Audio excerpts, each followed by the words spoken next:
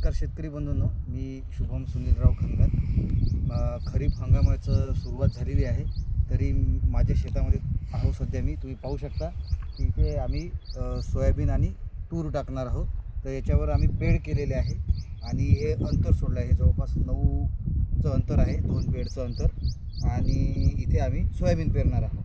तर सोयाबीन साधारणतः आम्ही 4 तास टाकणार आहोत, दीड फुटाचे. तर एक जवळपास 18 इंच किंवा 1.5 फुटाचं समजा एक काडी आहे.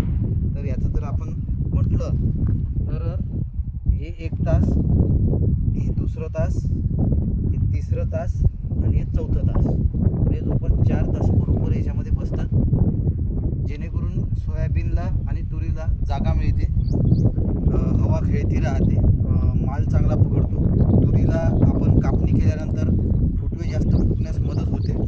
आणि हे बेड जे आहे, या बेडची जी उंची आहे, साधारणतः उंची ही 1 फुटाच्या जवळपास आहे. बेड पण एकदम उंच नाही पाहिजे, जेणेकरून पुढचा जो माल आहे त्याला मुळं चांगले त्याचे खोलवर गेले पाहिजे व त्याला अन्नद्रव्य चांगलं मिळालं पाहिजे. त्यासाठी बेड पण जास्त उंचीचे नको. हा 1 फुटाचा आहे आणि नंतर परत थोडं हवा आणि पाऊस झाला ते बेड पुन्हा थोडे बसतात. तर या प्रकारे इथे नियोजन केलेलं आहे. आणि एक दुसरा भाग आहे शेतामध्ये, तिथे निव्वळ म्हणजे नुसतं तुरी टाकणार आहोत. तिथे 3.5 फुटाची बेड मारलेली आहे. 3.5 फुटावर एक बेड सोडता 3.5 फुटाच्या याच्यावर अंतर, म्हणजे 7चं असं अंतर येईल. यानुसार नुसतं फक्त तिथं तुरी टाकणार आहोत. व म्हणजे हा माल लावल्यानंतर हा कसा दिसेल यावर तुम्हाला समोर मी पुन्हा व्हिडिओ टाकतो. आणि सलग मी 3 वर्ष झाले यामध्ये असे बेड करत आहो, 9 फुटाचं बेड आणि 4 तास सोयाबीनचे. याचं उत्पादन दरवर्षी चांगलं होते.